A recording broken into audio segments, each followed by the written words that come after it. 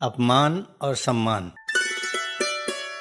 एक महाशय अपनी कार चलाते समय उसमें किसी दूसरे अकेले व्यक्ति को कभी पीछे की सीट पर न बैठने देकर सदा आगे की सीट पर अपने साथ ही बैठने का आग्रह केवल इसलिए करते हैं कि यदि वो व्यक्ति पीछे बैठ गया तो लोग उन महाशय को ड्राइवर समझ बैठेंगे। वे इस कुंठा के शिकार हैं कि यदि उन्होंने कार में अन्य के रहते हुए आगे की सीट पर अकेले बैठकर ड्राइविंग की तो उनका अपमान हो जाएगा। एक साहब अपने समवयस्क सहकर्मी से सदैव अपेक्षा करते हैं कि पहले वही उनसे नमस्ते किया करें। यदि संयोगवश कभी वो ऐसा नहीं कर पाता है तो साहब को लगता है कि उसने उनका अपमान कर दिया। एक आदेश मास्टर हैं जो अपने चारों ओर के हर प्राणी को अपनी एक एक इच्छा के अनुसार चलाना चाहते हैं।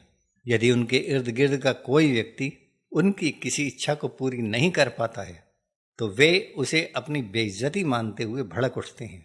इन उदाहरणों को बताने का मकसद ये है कि लोगों को अपमान के बारे में काफ़ी गलत फहमी रहती है। अपमान वस्तुतः बहुत हद तक हीनता की भाव ग्रंथि वाले व्यक्तियों को अधिक लगता है।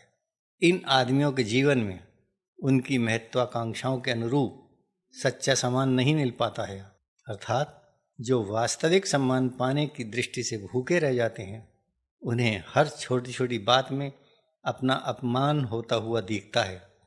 क्योंकि नेताओं को अन्यथा काफ़ी सम्मान मिलता रहता है, इसलिए वे अपमान की बिल्कुल परवाह नहीं करते। एक बार अपनी संस्था के सबसे बड़े पदाधिकारी एक बहुत बड़े नेता की अगवानी करने की नीयत से बिना बुलाए हवाई अड्डे पर जा पहुँचे। जब उन्हें वहाँ नेताजी से मिलने का मौका नहीं दिया गया तो वे बौखला गए और जगह जगह अपनी उस तथाकथित अपमान का रोना रोने लगे। अखबारों में भी निकलवा मारा कि वे खदेड़ दिए गए। तथ्यात्मकता के नाम पर यह अपमान नहीं था, यह सम्मान की भूख में अपमान को जबरदस्ती गले लगा लेना था। अपमान करने के पीछे भी प्रायः विशेष भाव ग्रंथि काम करती है। दूसरों का अपमान ऐसा व्यक्ति ज्यादा किया करता है जिसका खुद का अपमान होता रहता है। उसका मन इसका बदला लेता है। एक पति महोदय घर में डांट खाकर कार्यालय पहुंचते ही दूसरों को डांटने लगते हैं। यदि आपका कोई अपमान करता है तो आपके भी मन में उसके लिए अपमान की भावना घर करने लगती है। इसलिए यदि आपको अन्यों से सम्मान पाना है तो उनका सम्मान ही कीजिए, अपमान नहीं। सम्मान बड़ों मात्र को नहीं, छोटों को भी दिया जाना जरूरी होता है।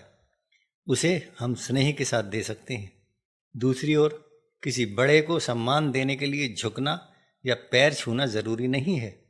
यद्यपि सांस्कृतिक परंपराओं और शिष्टाचार का कम महत्व नहीं होता, पर यह मानकर मत चलिए कि आपके पैर छूने वाला व्यक्ति उस समय आपको अपने मन में गाली नहीं दे सकता। किसी के प्रति सम्मान या अपमान अपने सच्चे रूप में बाहर की तुलना में मन के भीतर अधिक रहता है। डॉक्टर रमेश चंद्र मेहरोत्रा की पुस्तक सफलता के रहस्य का ऑडियो रूपांतरण अरपा रेडियो के लिए